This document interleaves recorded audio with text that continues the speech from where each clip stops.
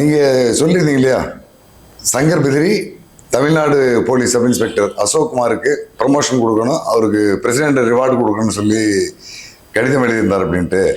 அதை வால்டர் தேவாரம் மூணாறிலிருந்து மெரினா வரை அப்படிங்கிற அவருடைய சுயசரிதை நூலில் இங்கிலீஷ் தமிழ் ரெண்டுமே வந்திருக்கு.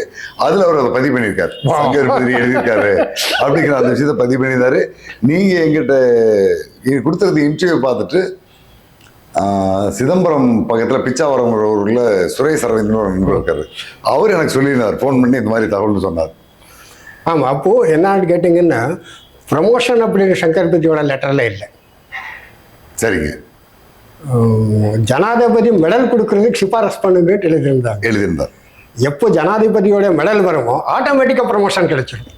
அந்த மெடல் வந்தாவே ப்ரமோஷன். ஆமாம், இந்த விஷயத்தில் வந்தவுடன் அவருக்கு ப்ரமோஷன் கிடைச்சது. அப்போ ப்ரமோஷனுங்கிறத சொல்லாமலே மெடல் மட்டும் சொல்கிறாங்க. அவர் மெடலுக்கு மட்டும்தான் ரெக்கமெண்ட் பண்ண முடியும். ப்ரமோஷன் பண்ணுறதெல்லாம் ஸ்டேட் கவர்மெண்ட்டுக்கு சேர்ந்தது அது பாலிசி. ஏன்னா இவங்க ஸ்டேட் கவர்மெண்ட் ஆஃபீஸர்ஸ் இல்லைங்களா, தமிழ்நாடு ஸ்டேட் கவர்மெண்ட் ஆஃபீஸராக இருக்கு, ஐபிஎஸ் இல்லை. அந்த ப்ரமோஷன் எல்லாம் இவங்களுக்கு சேர்ந்தது. இப்போ பாருங்கள், அந்த நேரத்தில் சங்கர் பிதிரி எழுதின ஒரு லெட்டர், அதன் மூலமாக அசோக் குமார் டிஐஜி வரைக்கும் போகிற மாதிரி ஆச்சு. எஸ்பி வரைக்கும் போனார். அவர் டிஐஜி ஆக வேண்டியவர்.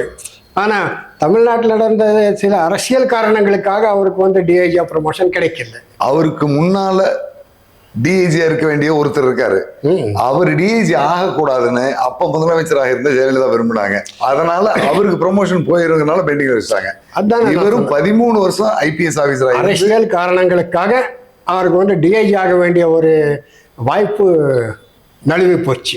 அசோக்குமாருக்கு நழுவி போச்சு. கிட்டத்தட்ட 13 வருஷம் அவர் ஐபிஎஸ் ஆபீசர். எஸ்பியா அவரு எஸ்பியா இருந்தாரு. டிஐஜி ஆயிருக்கணும், ஆனா வாய்ப்புலாம் போயிடுச்சு. ஆனா அது அவருக்கு நழுவி போச்சு. அசோக்குமார் அதுக்கு அப்புறமும் கூட ரொம்ப நாளாக எஸ்டிஎஃப்லேயே இருந்தார். கிட்டத்தட்ட ஒரு 7-8 வருஷம் 8 வருஷம் எஸ்டிஎஃப்ல இருந்தார். எஸ்டிஎஃப்ல இருந்து அவர் வேற ஸ்டேஷனுக்கு போனப்போ கூட இதை பற்றி கவனிச்சுக்கிட்டு இருந்தார். இப்போது சங்கர் பிதிரி எஸ்டிஎஃப் கர்நாடகா எஸ்டிஎஃப் தலைவரானதுக்கப்புறம் அவருக்கு பெரிய சவால் இருந்தது அந்த கட்டத்தில். ஏன்னா யாருமே எஸ்டிஎஃப் ஒர்க்கர் யாருமே ரெடி இல்லை. போலீஸ் ஆஃபீஸர் எல்லாம் வர பயந்தாங்க, எல்லாரும் பயந்துட்டு இருந்தாங்க. அதுக்கப்புறம் என்னன்னு சொன்னால், இங்கே ஒரு நல்லபடியாக வேலை செய்யக்கூடிய ஆளுங்க வேணும், நேர்மையாக வேலை செய்யக்கூடிய ஆளுங்க வேணும். அதுக்காக அவர் என்ன பண்ணுறாரு, கர்நாடகா ஸ்டேட்டில் யார் யார் எஃபிஷியன்ட் அதிகாரிகள் இருக்காங்க, நேர்மை மற்றும் கொஞ்சம் தைரியமாக இருக்கக்கூடிய அதிகாரிகளோட ஒரு லிஸ்ட் எடுக்கிறாரு. லிஸ்ட் எடுத்துட்டு அந்த லிஸ்ட்டை ஸ்டேட் கவர்மெண்ட்டுக்கு ஃபார்வேர்டு பண்ணுறாரு. இந்த ஆஃபீஸரை எனக்கு நீங்கள் அப்பாயின்மெண்ட் பண்ண எஸ்டிஎஃப்க்கு அப்பாயிண்ட் பண்ணணும்னுட்டு. அப்படி பண்ணுறதுக்குள்ளே அவர் அந்த ஆஃபீஸர்ஸ்கிட்டையும் பேசுகிறாரு, இன்றைக்கி வரணும் அப்படின்ட்டு. இங்கே ஒரு சங்கர் பிதிரி அவருக்கு அறிமுகம் இருக்கக்கூடிய அதிகாரிகளை மட்டும் எஸ்டிஎஃப் போட்டுக்கல. அவருக்கு அறிமுகமே இல்லாத, அவருக்கு கீழே வேலை செய்யாத, ஏற்கனவே வேலை செய்யாதவங்க ஒரு சாதனை படைச்சிருப்பாங்க, ரெக்கார்ட் இருக்கும், அவங்கள எல்லாத்தையும் இது பண்ணிக்கிட்டாங்க, கூப்பிட்டு எடுத்துக்கிட்டாரு. அதில் ஒருத்தர் பாருங்க, நாகராஜ் அப்படின்னுட்டு. அவர் சங்கர் பிதிரியை பார்த்ததே இல்லை, அது வரைக்கும் அறிமுகம் இல்லை, சங்கர் பிதிரியை நாகராஜை பார்த்ததில்லை. நாகராஜ் சங்கர் பிதிரியை அவருக்கு தெரியும், ஒரு ஆஃபீஸர் அப்படின்னு தெரியும், கூடிய நேரடியாக அறிமுகம் இல்லை, பழக்கம் இல்லை அவங்களுக்கு. ஆனால் இந்த நாகராஜ் எப்பேற்பட்ட அதிகாரின்னு சொன்னால், இப்போ நம்ம டிஎன்ஏன்னு சொல்கிறோம் இல்லைங்களா, டிஎன்ஏ ஆமாம் அப்படின்ட்டு நம்மளுக்கு ஒரு டெட் பாடி கிடைக்காது. டெட் பாடி கிடைக்காம இருக்கும்போது சிறக்கூடிய டெட் பாடி சில பார்ட்ஸ் கிடைக்கும், உடலினுடைய உறுப்புகள் கிடைக்கும், முழுமையாக கிடைக்காது. அதை வச்சுக்கிட்டு இறந்த மனிதர் யார் அப்படிங்கக்கூடிய கண்டுபிடிக்கிறதுக்கு தான் டிஎன்ஏன்னு சொல்கிறோம், மரபணு சொல்கிறோம், ஜீன் எடுக்கிறது. அப்போ டிஎன்ஏ அப்படிங்கக்கூடிய ஒரு கேஸ் அதில் தண்டனையை வாங்கி கொடுத்த உலகத்திலேயே முதல் கேஸ் பண்ணது நாகராஜ். பாடி கிடைக்கல, ஆனாலும் டெஸ்டிங் மூலமா அதை ப்ரூவ் பண்ணி தண்டனை வாங்கிக்கிறார். அது எங்க நடந்தது? ஒரு பெங்களூர்ல. அது எப்படின்னு சொன்னா, ஒரு ப்ரொஃபஸர் இருந்தார். அவருடைய சயின்ஸ் ப்ரொஃபஸரு.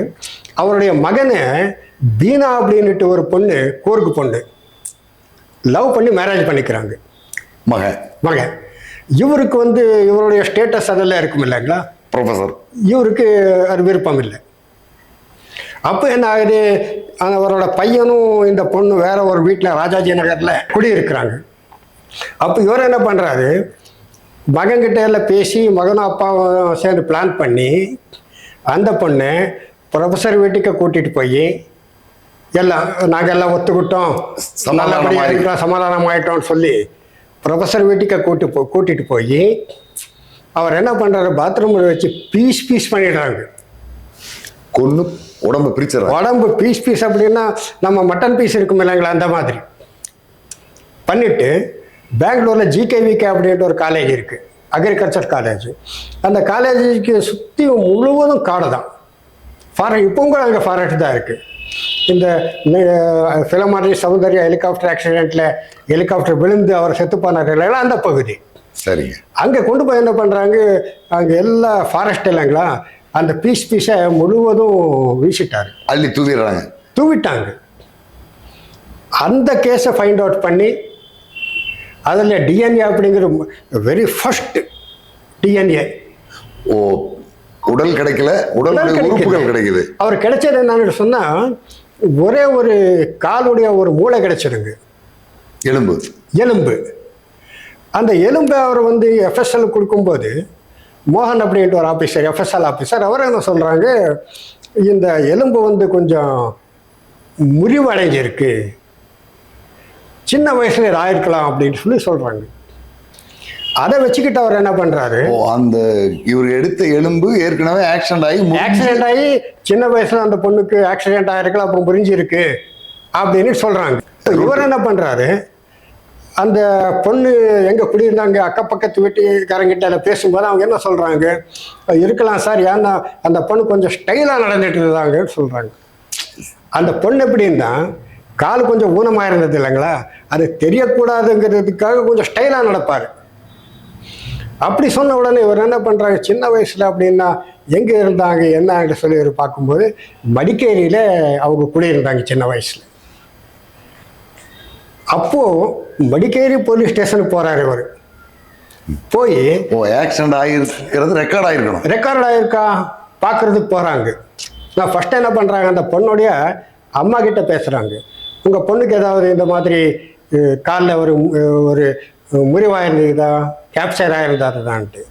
அந்த அம்மா என்ன சொல்கிறாங்க, ஐயோ அதை ஏன் கேட்குறீங்க, நாங்கள் மடிக்கேரியில் இருந்தோம், அவங்க அப்பா எக்ஸ் சர்வீஸ்மேன், முன்னாள் ராணுவ வீரர், மடிக்கேரியில் இருந்தோம், ஒரு போலீஸ் ஜீப் டிரைவரை வந்து என் பொண்ணுக்கு இடிச்சிட்டான், போலீஸ் ஜீப் கால் முறிஞ்சிருச்சு, எங்கள் வீட்டுக்காரர் போய் அந்த போலீஸ்காரன் அடிச்சிட்டார், அது ஒரு கேஸ் வேறு ஆச்சுங்கன்னு சொல்கிறாங்க. கேஸ் கொஞ்ச நாள் ஜெயிலில் எல்லாம் போயிட்டு இவர் அதை போய் கண்டுபிடிச்சி அந்த எஃப்ஐஆர் எடுத்து ஆக்சிடென்ட் ஆயிருக்குன்னு சொல்லி சொல்கிறாங்க. அதுக்கப்புறம் என்ன ஆயிடுச்சுன்னு சொன்னால், பாடியாக கிடைக்கல, எதை வச்சுக்கிட்டு எப்படின்ட்டு எல்லாம் சொல்லிட்டு இருக்கும்போது சென்னையில் வந்து உலகத்தில் இருக்கக்கூடிய எல்லா விஞ்ஞானிகளும் வந்து ஒரு ஃபங்க்ஷன் நடக்குது, கான்ஃபரன்ஸ். அந்த கான்ஃபரன்ஸுக்கு இந்த மோகன் போயிருந்தார், எஃப்எஸ்எல் இருக்கார். சரி.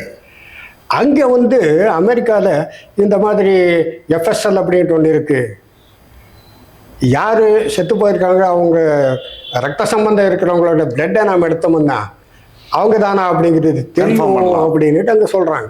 ஒரு இது எவிடன்ஸாக இந்த மாதிரி ஒரு கேஸ் அமெரிக்காவில் நடந்திருக்கு, கண்டுபிடிச்சிருக்காங்க. ஆனால் அதுக்கு வந்து கண்டுபிடிச்சி அவங்க தான் தெரிஞ்சது, வேற வேற காரணங்களுக்காக அவங்களுக்கு தண்டனை கிடைக்கல, கோர்ட்டில் அக்யூட்டல் ஆகிட்டுது அப்படின்னு சொல்லி அந்த விஷயத்தை அந்த கான்ஃபரன்ஸில் பேசியிருக்காங்க. மோகன் வந்து இவருக்கு சொன்ன உடனே இவருடைய ஃப்ரெண்ட்ஸ் அமெரிக்காவில் இருக்கிறவங்களை எல்லாம் கான்டாக்ட் பண்ணி, யார், இன்ஸ்பெக்டர் நாகராஜ், அப்போ சப் இன்ஸ்பெக்டர் அவர், அப்போ கான்டாக்ட் பண்ணி எஃப்எஸ்எலுக்கு சம்மந்தப்பட்ட புக்ஸை எல்லாத்தையும் வர வச்சு அதையெல்லாம் ஒரு ஸ்டடி பண்ணி அந்த கேஸை பில்டப் பண்ணார். அப்போது ரொம்ப வேடிக்கை என்னான்னு சொன்னால், வாட் இஸ் தி எஃப்எஸ்எல் அப்படிங்கிறது அட்வொகேட்ஸுக்கு தெரியாது, ஜட்ஜுக்கே தெரியாது, ஜுடிஷியல் மேக்ஸிமம் தெரியாது. அந்த மாதிரி ஒரு நிலைமை இருந்தது. அப்போ அவர் அதெல்லாம் இது பண்ணி என்ன ஆச்சு, அந்த அப்பாவுக்கும் மகனுக்கும் தண்டனை கிடைச்சது. சட்டப்படி வாங்கி கொடுத்துறாரு. சட்டப்படி தண்டனை கிடைச்சது. தண்டனை கிடைச்சதுக்காக ப்ரொஃபஸர் வந்து ஜெயிலே இருந்து போயிட்டார்.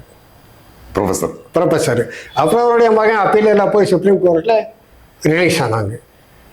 இப்பவும் கூட அந்த எஃப்எஸ்எல் அப்படிங்கக்கூடிய ஒரு ரெக்கார்ட்ஸை நீங்கள் பார்த்தீங்கன்னா இந்த கேஸ் உங்களுக்கு கிடைக்கும். எஃப்எஸ்எல் மூலமாக சாதிக்கப்பட்ட முதல் வழக்கு எஃப்எஸ்எல் மூலமாக தண்டனை வாங்கி கொடுத்த முதல் கேஸ். ப்ரூஃப் பண்ணார் அமெரிக்காவில் இருக்கு 2 கேஸ் இருக்கு ஃபாரின்ல. பட் உலகத்தில் தண்டனை கிடைச்ச ஃபர்ஸ்ட் கேஸ் இவரோடது. அந்த அளவுக்கு இன்வெஸ்டிகேட் பண்ணவர் நாகராஜ். அப்பேற்பட்ட அதிகாரியையும் கூட இந்த மாதிரி சாதனை படைச்சிருக்காரு அப்படின்னு சொல்லி அவரையும் கூட எஸ்டிஎஃப் போட்டுக்கிட்டார், உள்ள கொண்டு வர்றாரு உள்ள. அப்போ இந்த சங்கர் பிதிரி அவரை டீம் செலக்ட் பண்றதில்ல எந்த அளவுக்கு மும்முரமா இருந்தாரு அப்படிங்கிறதுல இருந்து நம்மளுக்கு தெரியுது. இந்த மாதிரி ஒரு ஆபீசர்ஸ் எல்லாம் செட்டப் பண்ணாரு. செட்டப் பண்ணதுக்கு அப்புறம் நம்மளுக்கு அதுல குறிப்பா சொல்லக்கூடிய ஆட்கள் யாராருங்க? நிறைய ஜிஏ பாபா இருந்தாரு. ரொம்பவும் ஹார்டு ஆஃபீஸர் அவர் ஜிஏ பாபா. டைகர் அசோக்குமார் இருந்தார். மதுக்கர் முஷ்லே இருந்தார். இந்த மாதிரி பல பேரை கோபாலசூர் அப்போ வந்தால் பட் அதுக்குள்ளே பாம்பு பிளாஸ்ட் ஆச்சு, அவர் போயிட்டாருங்க. இன்னும் நிறையா பேரை கொண்டு வந்தாங்க. கொண்டு வந்துட்டு சுமார் ஒரு 250 பேர் இந்த கேஎஸ்ஆர்பி சேர்த்து ஆஃபீஸர்ஸ் கம்மி தான். அப்படி பண்ணிட்டு சரி இதுக்கு என்ன பண்ணலாம், பெரிய ஃபாரஸ்ட் இது, வீரப்பன் எங்கே இருக்கா என்ன அப்படிங்கிறது நம்மளுக்கு தெரியணும்னு சொன்னால் அங்கே இருக்கக்கூடிய மக்கள்கிட்ட இருந்து தான் நம்மளுக்கு இன்ஃபர்மேஷன் வாங்கணும் அப்படின்ட்டு ஒன்று. அப்புறம் இவர் அந்த கேஸ் ஃபைல் ஸ்டடி பண்ணப்போ என்ன ஆயிடுச்சு, வீரப்பன் சந்தன கடத்தலை ஸ்டாப் பண்ணியாச்சு. அப்போ இல்லை சந்தன கடத்தல் இல்லை.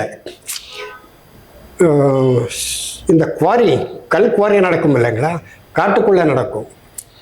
நிறைய குவாரி இருந்தது. கோபலி செட்டியார் அப்படின்னுட்டு அவரோட மேனேஜரை கிட்னாப் பண்ணி 4 லட்சம் ரூபாய் அவங்ககிட்ட வாங்கியிருந்தார். அது ஒரு கேஸ் ரிஜிஸ்டர் இருந்தது. அப்புறம் இன்னொரு குவாரி ஓனருடைய மேனேஜரை கிட்னாப் பண்ணி அவங்ககிட்ட 7 லட்சம் ரூபாய் வாங்கியிருந்தார். ஈஸ்ட் இந்தியா மைன்ஸ் அது இருந்தது. அப்போ ஒரு இந்த ஃபாரஸ்ட்டுக்குள்ளே குவாரி நடந்தா இவன் அவங்களையெல்லாம் பிளாக்மெயில் பண்ணி கிட்னாப் பண்ணி பணம் சம்பாதிக்கக்கூடிய வாய்ப்பு இருக்குன்னு சொல்லி கர்நாடகா பகுதியில் என்டையர் கர்நாடகாவில் அந்த வீரப்பனுடைய பெல்ட் இருக்கு இல்லைங்களா, அங்கே இருக்கக்கூடிய எல்லா குவாரிகளையும் ஸ்டாப் பண்ணி வச்சுட்டார். கம்ப்ளீட் குவாரி ஸ்டாப் ஆச்சு. அதுக்கு தகுதி பாம்பு பிளாஸ்ட் நடந்தது. பாம்பு பிளாஸ்ட் ஆகி குவாரிஸை ஸ்டாப் பண்ண வச்சார். அந்த குவாரிஸை ஸ்டாப் பண்ணும்போது ரொம்ப எதிர்ப்பை சம்பாதிச்சார். ஏன்னா அரசியல் பெரிய பின்புலம் உள்ள ஆளு தான் குவாரி நடத்தும். ஆமாம், அல்லது அவங்க பார்ட்னர் இருப்பாங்க. இப்போ இங்கே வந்து கருங்கல் அப்படின்ட்டு பிளாக் ஸ்டோன் கிடைச்சிட்டு இருந்தது. பிளாக் ஸ்டோன் வந்து உலகத்தில் ரொம்ப ஃபேமஸ் ஆகுது கொள்ளைகால் பகுதியில். இந்த ஏரியாவில் இங்கிருந்து எல்லாம் எக்ஸ்போர்ட் ஆகிட்டு இருந்தது. அவங்கள பெரிய பெரிய பணக்காரங்க அரிசல் புன்பலம் இருக்கிறவங்க. அவங்கள என்ன பண்ணாங்க, குவாரி ஸ்டாப் பண்ணால் அவங்க பிஸ்னஸை பற்றி பேசலை, ஆயிரக்கணக்கான பேர் இங்கே வேலை செய்கிறாங்க, அவங்களுக்கு வேலை வாய்ப்பு போயிடும், அப்படி இப்படின்னு நிறையா வந்தது. எதிர்ப்பு பலமாக இருந்தாலும் அதையெல்லாம் சமாளித்து கவர்மெண்ட்டு கூட அவருக்கு ஒத்துழைப்பு கொடுத்தது. குவாரி இவர் வரும்போது நான் கேட்டதெல்லாம் செய்யணுங்கிறதெல்லாம் வர்றாரு. ஆமாம், குவாரி ஸ்டாப் அரசாங்கமும் கூட அதுக்கு சப்போர்ட் பண்ணது. கர்நாடக பகுதியில் குவாரி எல்லாம் ஸ்டாப் ஆச்சு. பட் தமிழ்நாட்டில் நடந்துட்டு இருந்தது. அந்த தமிழ்நாடு அரசு அதை பற்றி ஒன்றும் பெருசாக எடுத்துக்கல. அப்புறம் அவனுக்கு பணம் கிடைக்கிறது ஸ்டாப் ஆச்சு. ஒரு ட்ராக் முடிஞ்சது. நெக்ஸ்ட்டு வீரப்பனை பற்றி நம்மளுக்கு இன்ஃபர்மேஷன் கிடைக்கணுமே அப்படிங்கிறது எல்லாம் அவர் பார்க்கும்போது சில புக்ஸில் பேப்பரில் எல்லாம் என்ன வந்துட்டு இருந்ததுன்னா, ஃபாரஸ்ட்டுக்கு காட்டுக்கு சேர்ந்த மாதிரி இருக்கக்கூடிய வில்லேஜஸ் இருக்கும் இல்லைங்க, கிராமங்கள், அந்த மக்களுக்கெல்லாம் வீரப்பன் ரொம்ப உதவி பண்ணிட்டு இருக்கிறதுனால அவங்க யாருமே வீரப்பனை பற்றி போலீஸுக்கு சொல்றதில்ல, இன்ஃபர்மேஷன் கொடுக்கறதில்ல. வீரப்பனை ராபின்ஹுட் அப்படின்ட்டு எல்லாம் கம்பேர் பண்ணி எல்லாம் பேப்பர்களில் எல்லாம் வந்துட்டு இருந்தது. இவர் அதை ஸ்டடி பண்ணும்போது என்ன ஆச்சு, அந்த மாதிரி சில வேலைகளையும் வீரப்பன் செஞ்சுட்டு இருந்தார். உதவி செய்யறது போறதெல்லாம் நடந்துட்டு இருந்தது. இல்லை, வீரப்பன் அந்த மாதிரி வேலைகளை செஞ்சுட்டு இருந்தாங்கன்னு நீங்கள் சொன்னால் அதை நான் வேற மாதிரி இது பண்ணுறேன். சொல்லலாம் பாருங்க, நம்ம ஊருக்குள்ள பந்த் ஆயிடுச்சுன்றது வச்சுக்கோங்க. உங்கள் சேலம் பந்த் ஆயிடுச்சு, எல்லா கடைகளும் அடைச்சாச்சு. உங்களுக்கு ஒரு சிகரெட் வேணும், சிகரெட் விலை 10 ரூபாய் இருக்கும், அது 20 ரூபாய் கொடுத்தாலும் கூட நீங்கள் வாங்குவீங்க. கூடுதல் கொடுத்து தான் வாங்கி ஆகணும். கொடுத்து தான் வாங்கி ஆகணும். வீரப்பனுடைய பொசிஷன் என்ன? வீரப்பனுக்கு தேவைப்பட்ட ரேஷன் எல்லாம் இருக்கும் இல்லைங்களா? கிடைக்காது. வீரப்பன் வெளியே வாங்க முடியாது, கூடுதலாக கொடுத்து வாங்கணும்.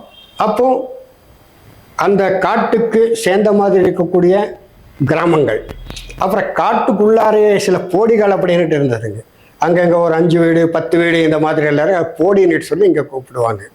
அங்கே இருக்கக்கூடியவங்க கிட்ட வீரப்பன் போய் கான்டாக்ட் பண்ணி அவங்க வீட்டில் எவ்வளோ அரிசி இருக்கும், 1 கிலோ 2 கிலோ இருந்தால் அதை வாங்கிட்டு அவங்களுக்கு 100 ரூபாய் 200 ரூபாய் அந்த காலத்தில் அது பெரிய அமௌண்ட்டு தான் அவங்களுக்கு.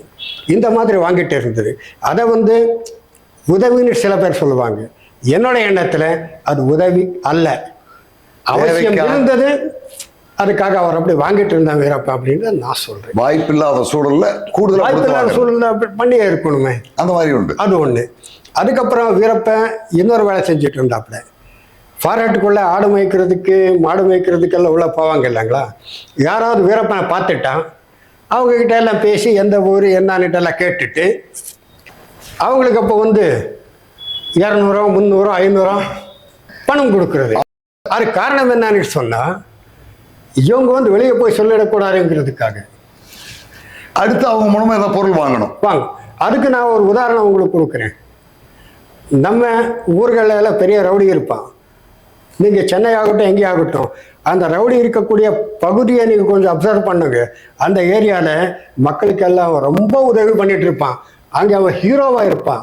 அது காரணம் என்னன்னு சொன்னால் அந்த மக்கள் நம்மளை பற்றி போலீஸுக்கு தெரிவிக்க கூடாது, நமக்கு ஒரு சப்போர்ட், சாட்சிகளாக கூடாது, நம்மளுக்கு அவங்க சப்போர்ட்டாக இருக்கணும் அப்படிங்கக்கூடிய எண்ணம் தான் சொல்லி நான் நினைக்கிறேன்.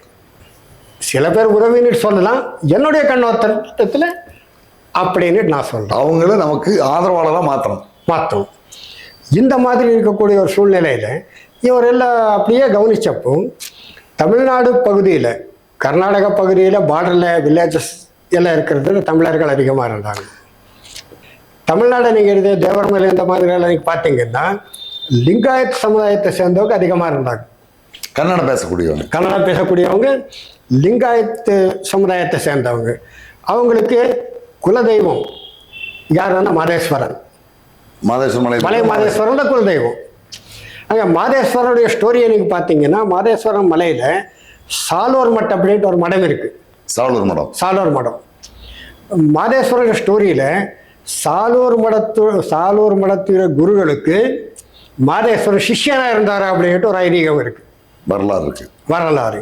அதனால அந்த ஜனங்கள் முழுவதும் சாலூர் மடத்துக்கும் கூட பக்தராக இருந்தாங்க. தமிழ்நாடு மலைப்பகுதியில் லிங்காயத் சமுதாயம் சாலூர் மட்டத்துக்கும் பக்தராக இருந்தாங்க.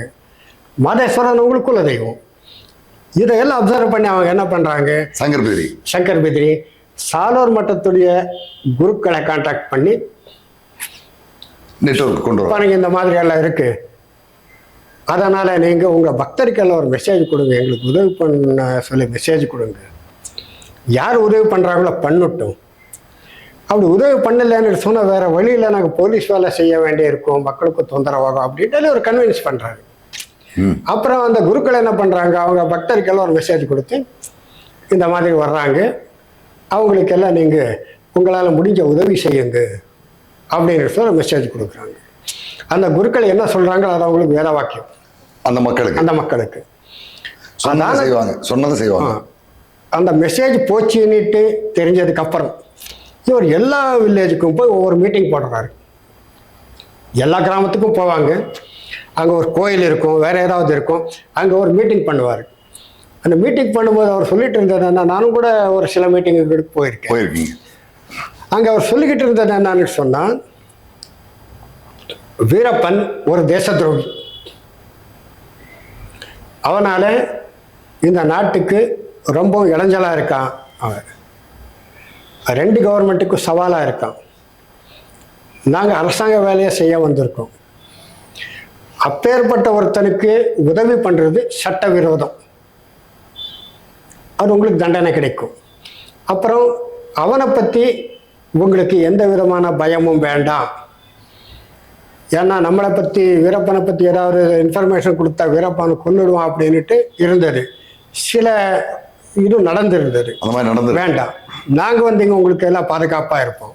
அப்புறம் இப்போ நான் உங்ககிட்ட பேசிக்கிட்டு இருக்கேன், இதில் இருந்த ஒரு நிமிஷத்துக்கு முன்னாடி நீங்கள் வீரப்பனுக்கு ஏதாவது உதவி பண்ணியிருக்கீங்கன்னு அதெல்லாம் நான் கணக்கிலே வச்சுக்க மாட்டேன்.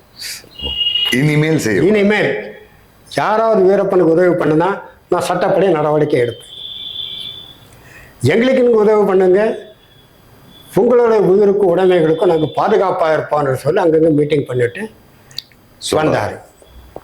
அப்படி மீட்டிங் பண்ணக்கூடிய நேரத்தில் அவருடைய அதிகாரிகள் இருப்பாங்க இல்லைங்களா, இவன் மீட்டிங்கில் பேசிகிட்டு இருப்பாரு. அந்த அதிகாரிகள்லாம் அந்த கிராமத்தில் யார் யார் ஃபாரஸ்ட்டுக்குள்ளே போகக்கூடிய ஆளுங்க இருக்காங்க, எல்லா கிராமத்துக்கும் ஒரு தலைவன் இருப்பான், யார் தலைவன் அப்படிங்கிறது எல்லாம் ஒரு லிஸ்ட் பண்ணி வச்சுருப்பாங்க. அதுக்கப்புறம் இவங்க என்ன பண்ணினாங்க, அந்த தலைவர்கிட்ட பேசி யார் யார் ஃபாரஸ்ட்டுக்குள்ளே போகலாங்க அவங்களோடலாம் ஒரு லிஸ்ட் எடுத்து அவங்களுக்கு வேண்டிய உதவிகளை பண்ணி, அவங்களுக்கு உதவி பண்ணுறதுக்காக நம்ம கர்நாடகா அரசாங்கம் இருக்கட்டும், தமிழ்நாடு இருக்கட்டும், எல்லா அரசாங்கக்கிட்டையும் எஸ்எஸ் ஃபண்ட் அப்படின்ட்டு ஒரு இருக்குது, ஒரு ஃபண்ட், சீக்ரெட் சர்வீஸ் ஃபண்ட். அதுக்கு வந்து இவங்க கணக்கு காட்ட வேண்டியது தேவையில்லை. இவங்களுக்காக யார் உதவி பண்ணுறாங்க அவங்களுக்கு இவங்க அதை செலவு பண்ணலான்ட்டு இருக்குது. அதையெல்லாம் உபயோகிச்சு அவங்களுக்கு உதவி பண்ணாங்க. அப்போது என்ன ஆயிடுச்சுன்னு சொன்னால் இவங்களுக்கு இன்ஃபர்மேஷன் நெட்வொர்க் பில்டப் ஆயிடுச்சு. வீரப்பனை பற்றி வர ஆரம்பிக்குது, தகவல்கள் வர ஆரம்பிச்சது. அதுக்கு முன்னே எந்த அதிகாரியும் இந்த வேலை செய்யலை. அதுக்கு முன்னாடி எல்லா அதிகாரிகள் என்ன இன்க்ளூடிங் ராம்பகோபாலகிருஷ்ணன் கொஞ்சம் பண்ணியிருந்தாரு, ஆனால் இந்த அளவுக்கு பண்ணல. அவர் சில ஆளுகளை மட்டும் சில ஆளுங்களை செலக்ட் பண்ணியிருந்தாரு, அவ்வளோதான். ஆனால் இந்த அளவுக்கு பெரிய அளவுக்கு இவங்க பண்ணல. அப்புறம் இவர் ஜாயிண்ட் ஆப்ரேஷன் வேறு இருந்தது இல்லைங்களா, தமிழ்நாடு வருவாங்க, இவர் தமிழ்நாடு. ஆமாம், அதே மாதிரி வால்டர் தேவாரம் கிட்ட பேசி தமிழ்நாட்டு ஸ்டேஃபுக்கு கூட அங்கே இருக்கக்கூடிய இன்ஃபர்மேட்டர்ஸை நெட்வொர்க்கை பண்ணி கொடுத்தாரு. அப்போ என்ன ஆயிடுச்சுன்னு சொன்னால் வீரப்பனை பற்றி போலீஸுக்கு தகவல்கள் வர ஆரம்பிச்சது, இன்ஃபர்மேஷன்ஸு வர ஆரம்பிச்சது. அப்போது வீரப்பனுடைய நிலைமை என்ன ஆச்சுன்னா, ஒரு பக்கம் பணம் வர்றதுக்கு வாய்ப்பு இல்லை, பொருளாதார நெருக்கடி வருது. இன்னொரு பக்கம் என்ன ஆகிடுதுன்னா, எந்த கிராமத்துலேயும் போய் யார்கிட்டையும் யாராவது நம்மளை பார்த்துட்டாங்கன்னா உடனே போலீஸ் பாருங்க. அது வரைக்கும் வீரப்பன் ஒரு இடத்துல இருந்தால் மாசக்கணக்காக இருந்தான், 3 மாதம் 4 மாதம்லாம் அப்படி இருந்தது. அதுக்கப்புறம் வேற ஒரு நிலைமை என்ன ஆச்சு, யாராவது பார்த்துட்டாங்கன்னா, யாராவது வந்து போயிட்டாங்கன்னா உடனே அந்த இடத்த மாற்றணும், அந்த நிலைமை ஆச்சு. நிற்காத ஓடுற அளவுக்கு ஆச்சு. இது இன்ஃபர்மேஷன் வர்றதுக்கான ஒரு நெட்வொர்க் பண்ணார். அதுக்கப்புறம் இந்த போலீஸ்